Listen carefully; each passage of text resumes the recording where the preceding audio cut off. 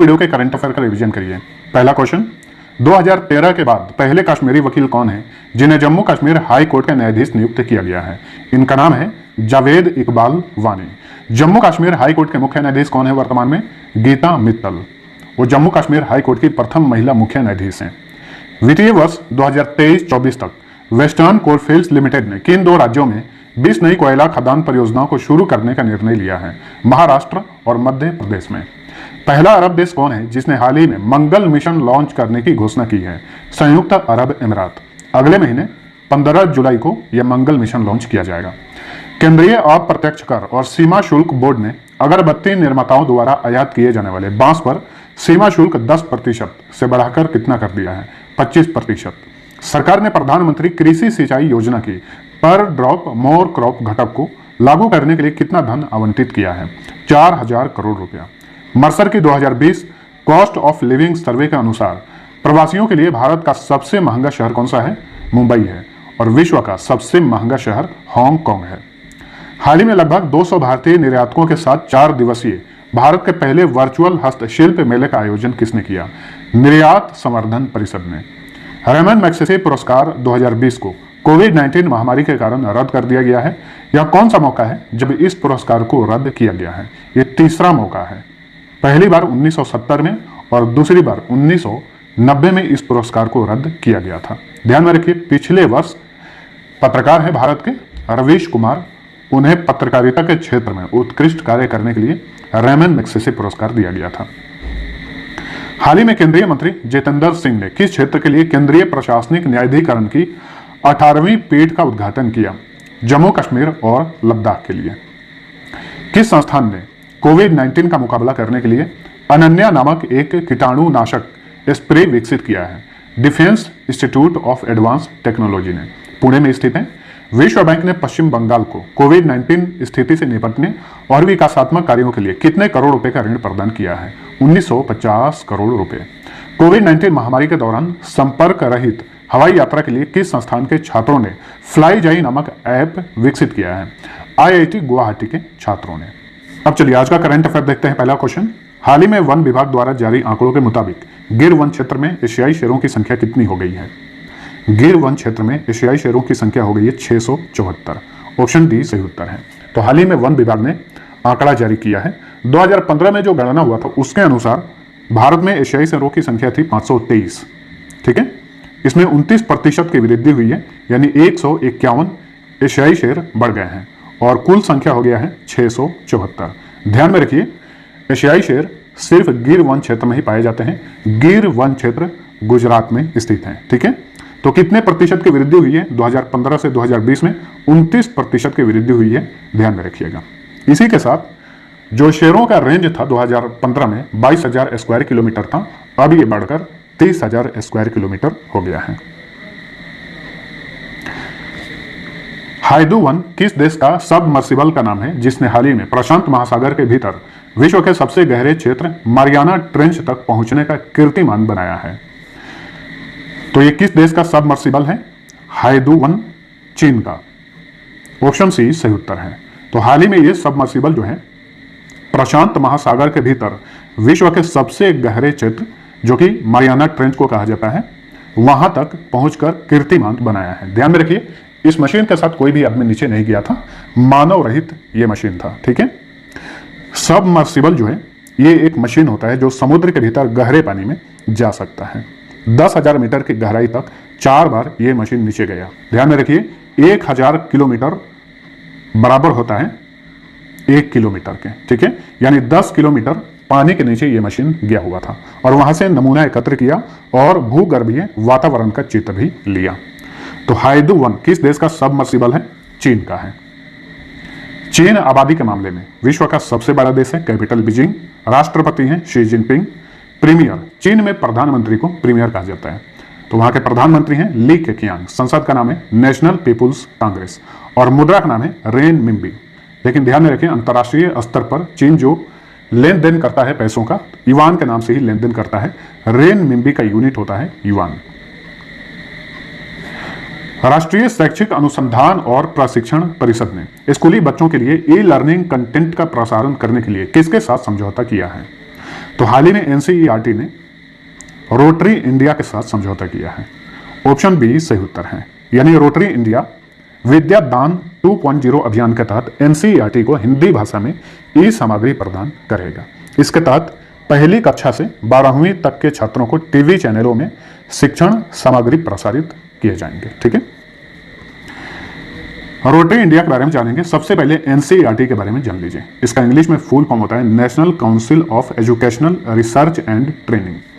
1961 में इसकी स्थापना की गई थी। हेडक्वार्टर नई दिल्ली में है। अध्यक्ष इसका होता है केंद्रीय मानव संसाधन विकास मंत्रालय।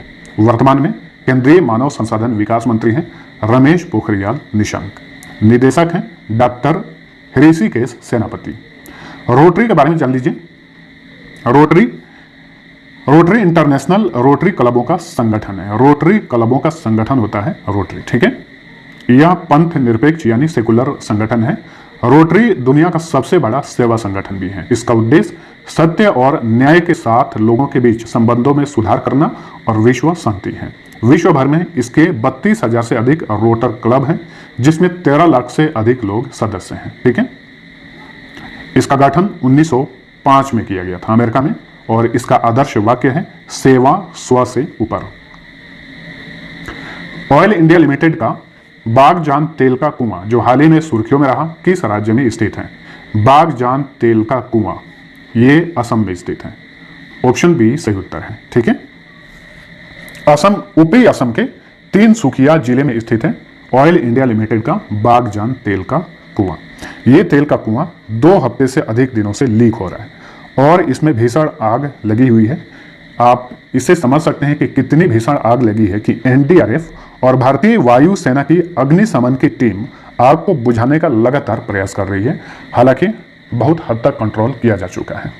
तो काफी चर्चा में रहा है ऑयल इंडिया लिमिटेड का ये बागजान तेल का कुआं। ठीक है, इसी कुआं के पास में असम का डिब्रू साइखोवा नेशनल पार्क है, इससे लगा हुआ है। अगर इस आग पर कंट्रोल नहीं किया जाता तो बहुत ज्यादा नुकसान पहुंचा देता नेशनल पार्क को। ऑयल इंडिया लिमिटेड की बात करें तो इसका गठन हुआ था 1959 में। हेडक्वार्टर नोएडा में है। ध्यान में रखिए, जो कॉर्पोरेट ऑफिस होता है उसे हेडक्वार्टर माना जाता है। तो इसका कॉर्पोरेट ऑफिस जो है नोएडा में है, लेकिन इसका रजिस्टर्ड ऑफिस जो है दुलियाजन असम में स्थित है। वर्तमान में चेयरमैन और मैनेजिंग डायरेक्टर हैं सुशील चंद्र मिश्रा। जानते हैं असम के बारे में। असम की सीमा भारत के सभी उत्तर पूर्वी राज्यों से लगती है, यानी भारत के 7 राज्यों से असम की सीमा लगती है। अरुणाचल प्रदेश, नागालैंड, मणिपुर, मिजोरम, त्रिपुरा, मेघालय और पश्चिम बंगाल, 2 कंट्री से भी इसकी सीमा लगती है, बांग्लादेश और भूटान से। गठन हुआ था 26 जनवरी 1950 को। जिलों की संख्या 33 है। राजधानी दिसपुर। मुख्यमंत्री हैं सर्वानंदा सोनोवाल। राज्यपाल हैं जगदीश मुखी। मुख्य न्यायाधीश हैं अजय लंबा। ये गुवाहाटी हाईकोर्ट के मुख्य न्यायाधीश हैं। गुवाहाटी हाईकोर्ट असम में है और इस हाईकोर्ट के न्यायिक क्षेत्र में अरुणाचल प्रदेश, मिजोरम और नागालैंड भी आता है, क्योंकि उन तीनों राज्यों का अपना हाईकोर्ट नहीं है। लोकसभा सीट 14, राज्यसभा सीट 7, विधानसभा सीट 126। राजकीय पशु एक सींग वाला गेंडा। राजकीय पक्षी श्वेत पंख वाला काठ बत्तख। राजकीय वृक्ष होलोंग। राजकीय फूल द्रौपदी माला। बगुरुम्बा, अंकिया नाट, झुमुरा होबजानाई, खेल गोपाल, नट पूजा, महारास, बिछुआ, कली गोपाल तथा बिहू यहाँ का प्रसिद्ध लोक नृत्य है। लोक नृत्य ध्यान में रखिए, बार बार एग्जाम्स में पूछा जाता है। काजीरंगा राष्ट्रीय उद्यान, जो कि एक सींग वाले गेंडे के लिए काफी फेमस है। मानस राष्ट्रीय उद्यान, राजीव गांधी औरंग राष्ट्रीय उद्यान, डिब्रू साइखोवा राष्ट्रीय उद्यान, नमेरी राष्ट्रीय उद्यान, सभी असम में है। यहाँ पे प्रमुख जनजातियां पाई जाती हैं राभा, दिमारा, कोछारी, बोडो, अबोर, आओ, मिकिर तथा लुसाई। यहाँ की आधिकारिक भाषा असमी है। पिछले वीडियो में मैं स्टेट इन्फॉर्मेशन नहीं दिया था। एक्चुअली मैं थोड़ा सा वीडियो जल्दी में बनाया था, बहुत सारे एडिट करना था और बहुत सारे काम भी थे। इसकी वजह से मैं पिछली वीडियो में स्टेट इन्फॉर्मेशन और भी बहुत सारा इन्फॉर्मेशन जो है लिखा नहीं था, तो कुछ लोग घबरा गए थे। तो घबराने की कोई ज़रूरत नहीं है। मैं जैसे आप लोगों को पढ़ाता हूँ उसी शैली में आगे भी पढ़ाते रहूँगा। इसके लिए आप लोग थोड़ा सा सपोर्ट करिए, प्यार दीजिए, वीडियो को लाइक करिए और ज़्यादा से ज़्यादा शेयर करिए। चलिए 5 नंबर क्वेश्चन है, अमेरिकी वायुसेना के प्रथम अश्वेत चीफ कौन बने हैं? वेरी इंपॉर्टेंट क्वेश्चन है ये, क्योंकि यहाँ पे अश्वेत नाम जुड़ा हुआ है। तो अमेरिकी एयरफोर्स के प्रथम अश्वेत चीफ बने हैं, उनका नाम है general Charles Brown junior. Option A सही उत्तर है। इससे पहले ये अमेरिकी प्रशांत वायुसेना के कमांडर थे। ठीक है, इनका चुनाव अमेरिकी सीनेट ने किया है और दिलचस्प बात यह है कि इनके विरोध में एक भी वोट नहीं पड़ा। और दिलचस्प बात यह भी है कि हाल ही में अमेरिका में एक अश्वेत व्यक्ति, उनका नाम है जॉर्ज फ्लोइड, वहां के एक श्वेत पुलिस ऑफिसर के हाथ से घुटनों से इनका गर्दन को दबा दिया था, तो जॉर्ज फ्लोइड की मृत्यु हो गई और काफी न्यूज में भी रहा, आप सभी लोग जानते होंगे। इसकी वजह से अमेरिका में बहुत बड़े स्तर पर प्रदर्शन भी हो रहे हैं। ठीक है, तो जो मरे थे अश्वेत व्यक्ति थे और हाल ही में अमेरिकी वायुसेना के प्रथम अश्वेत चीफ बन गए हैं जनरल चार्ल्स ब्राउन जूनियर। ठीक है, अमेरिका के प्रथम अश्वेत राष्ट्रपति थे Barack Obama. General Charles Brown junior जो हैं ये अफ्रीकी मूल के अमेरिकी हैं। अमेरिका की बात करें तो नॉर्थ अमेरिकन कंट्री है, कैपिटल है वाशिंगटन डीसी। ध्यान में रखिए, वर्ल्ड बैंक और अंतर्राष्ट्रीय मुद्रा कोष यानी इंटरनेशनल मॉनेटरी फंड दोनों का मुख्यालय वाशिंगटन डीसी में है। वर्तमान में वहां के राष्ट्रपति हैं डोनाल्ड ट्रंप, 45वें राष्ट्रपति हैं। इसी वर्ष अमेरिका में राष्ट्रपति चुनाव भी होने वाला है। संसद का नाम है कांग्रेस और मुद्रा का नाम है यूएस डॉलर। गृह मंत्रालय द्वारा हाल ही में किसकी अध्यक्षता में स्वतंत्रता सेनानियों के कल्याण के लिए एक समिति का पुनर्गठन किया गया है? जी किशन रेड्डी की अध्यक्षता में हाल ही में स्वतंत्रता सेनानियों के कल्याण के लिए एक समिति का पुनर्गठन किया है केंद्रीय गृह मंत्रालय ने। जी किशन रेड्डी जो हैं ये केंद्रीय गृह राज्य मंत्री हैं। ठीक है, और केंद्रीय गृह मंत्री हैं अमित शाह। जी किशन रेड्डी अध्यक्षता करेंगे इस समिति का। इसी के साथ साथ 9 अन्य प्रख्यात स्वतंत्रता सेनानी भी इस समिति की अध्यक्षता करेंगे। मानव संसाधन विकास मंत्रालय की नेशनल इंस्टीट्यूशनल रैंकिंग फ्रेमवर्क में पहले स्थान पर कौन सा संस्थान है? इसमें पहले स्थान पे है Indian institute of science Bengaluru, दूसरे स्थान पे है JNU यानी जवाहरलाल नेहरू यूनिवर्सिटी, तीसरे स्थान पे है BHU बनारस हिंदू यूनिवर्सिटी और चौथे स्थान पे है अमृत विश्व विद्यापीठ कोयम्बटूर जो कि कोयम्बटूर में है। ठीक है, टॉप 10 संस्थान कौन से हैं नीचे लिस्ट बनाए हुए देख लीजिए। जादवपुर यूनिवर्सिटी जो कि कोलकाता में है 5वें स्थान पे है, हैदराबाद यूनिवर्सिटी 6ठे स्थान पे है, कलकत्ता यूनिवर्सिटी 7वें स्थान पे है, Manipal Academy of Higher Education 8वें स्थान पर है, सावित्रीबाई फुले यूनिवर्सिटी जो कि पुणे में है 9वें स्थान पर है और जामिया मिलिया इस्लामिया जो कि दिल्ली में है 10वें स्थान पर है। ठीक है, वहीं बिजनेस स्कूल श्रेणी में पहले स्थान पे IIM अहमदाबाद है और दूसरे स्थान पे Indian institute of science Bengaluru है। ठीक है, वहीं देश का सर्वश्रेष्ठ कॉलेज की लिस्ट में पहला स्थान ग्रहण किया है मिरांडा कॉलेज जो कि दिल्ली यूनिवर्सिटी का कॉलेज है। वहीं फार्मेसी श्रेणी में पहले स्थान पर रहा है जामिया हमदर्द जो कि दिल्ली में स्थित है। वहीं IIT संस्थानों में पहले स्थान पे IIT मद्रास है। इन सभी को भी ध्यान में रखिए।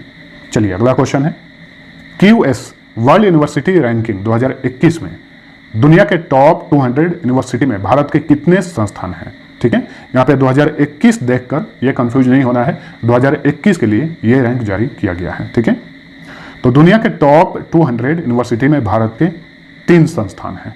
ठीक है, वहीं दुनिया के 500 टॉप यूनिवर्सिटी में भारत के 8 संस्थान हैं। ठीक है, टॉप 200 में 3 संस्थान हैं। जानिए कौन कौन से स्थान पर है। IIT बॉम्बे 172वें स्थान पर है और भारत में QS वर्ल्ड यूनिवर्सिटी रैंकिंग में IIT बॉम्बे पहले स्थान पर है। ठीक है, तो भारत में क्या रैंक है और विश्व में क्या रैंक है उसे भी ध्यान में रखना है। इंडियन इंस्टीट्यूट ऑफ साइंस 185वें स्थान पर है, भारत में दूसरे स्थान पर है। IIT दिल्ली पूरे विश्व में 193वें स्थान पर है और भारत में तीसरे स्थान पर है। ठीक है, चलिए अगला क्वेश्चन है, भारत सरकार ने हाल ही में मध्य प्रदेश को 2020-21 के लिए जल जीवन मिशन के तहत कितना करोड़ रुपया आवंटित किया है? 1280 करोड़ रुपया। ऑप्शन बी सही उत्तर है। इन पैसों से मध्य प्रदेश में 2020-21 में 26 लाख से अधिक घरों में नल कनेक्शन प्रदान किए जाएंगे, स्वच्छ जल के लिए नल कनेक्शन प्रदान किए जाएंगे। मध्य प्रदेश को 1280 करोड़ रुपए दिया जाएगा 2020-21 में। ठीक है, हाल ही में भारत सरकार ने और भी राज्यों को जल जीवन मिशन के तहत पैसा आवंटित किया है। बिहार को 1832.66 करोड़ रुपया आवंटित किया गया है, असम को 1407 करोड़ रुपया, वहीं छत्तीसगढ़ को 445 करोड़ रुपया आवंटित किया गया है जल जीवन मिशन के तहत। ठीक है, पिछले वर्ष ही प्रधानमंत्री नरेंद्र मोदी ने जल जीवन मिशन को लॉन्च किया था। इस मिशन का उद्देश्य 2024 तक भारत के सभी घरों में स्वच्छ जल के लिए नल कनेक्शन प्रदान करना है और भारत सरकार ने जल जीवन मिशन के लिए 2024 तक के लिए 3.5 लाख करोड़ रुपया आवंटित किया है। अब यहाँ पे फटाफट मध्य प्रदेश के बारे में जान लेते हैं। मध्य प्रदेश भारत के बिल्कुल मध्य भाग में है, तो ये रहा मध्य प्रदेश। 5 राज्यों से सीमा लगती है, राजस्थान, गुजरात, महाराष्ट्र, छत्तीसगढ़ और उत्तर प्रदेश। बीच में आप एक रेखा देख रहे हैं, तो ये है कर्क रेखा, भारत के 8 राज्यों से होकर गुजरती है, इसे भी ध्यान में रखना है। गुजरात, राजस्थान, मध्य प्रदेश, छत्तीसगढ़, झारखंड, पश्चिम बंगाल, त्रिपुरा और मिजोरम। मध्य प्रदेश का गठन हुआ था 1 नवंबर 1956 को। जिलों की संख्या वर्तमान में 52 है।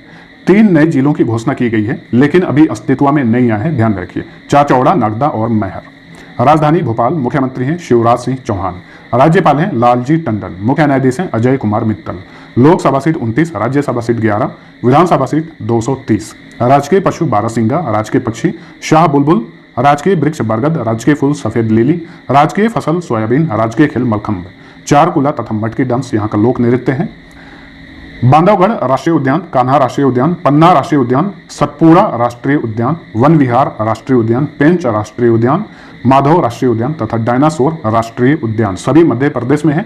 जहां पे टाइगर रिजर्व कोस्ट में लिखा गया है, इसका मतलब यह है कि उस राष्ट्रीय उद्यान को टाइगर रिजर्व भी घोषित किया गया है।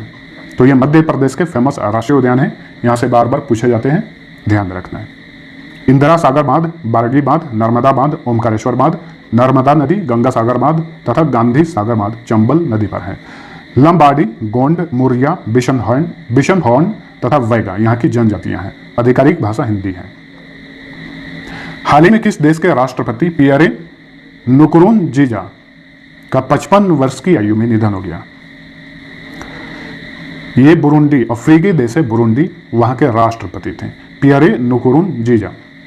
तो हाल ही में इनका निधन हो गया है 55 वर्ष की आयु में। 15 साल तक बुरुंडी के ये राष्ट्रपति रहे, लगातार 3 बार। 26 अगस्त 2005 को ये पहली बार बुरुंडी के राष्ट्रपति बने थे और मृत्यु होने के समय तक यानी 8 जून 2020 तक ये वहां के राष्ट्रपति रहे। बुरुंडी अफ्रीकी देश है, इसकी कैपिटल है गीतेगा। राष्ट्रपति की मृत्यु हो गई है तो एक्टिंग प्रेसिडेंट बने हैं पास्कल न्याबेंडा। संसद का नाम है पार्लियामेंट और मुद्रा का नाम है फ्रैंक।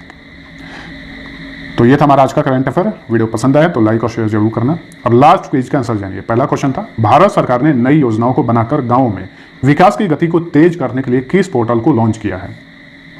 सही उत्तर था ऑप्शन बी, ई ग्राम स्वराज योजना। सभी लोगों ने आंसर सही दिया था। अब चलिए आज का क्विज कर रहा हूं, जिसका आंसर आपको नीचे कमेंट करके बताना है। 2 क्विज है, दोनों का आंसर कमेंट करके बताना है। पहला क्वेश्चन, भारत सरकार ने किसके नेतृत्व में राष्ट्रीय नौवहन बोर्ड का पुनर्गठन किया है? दूसरा क्वेश्चन है, 26 अप्रैल 2020 को किस विषय के साथ विश्व बौद्धिक संपदा दिवस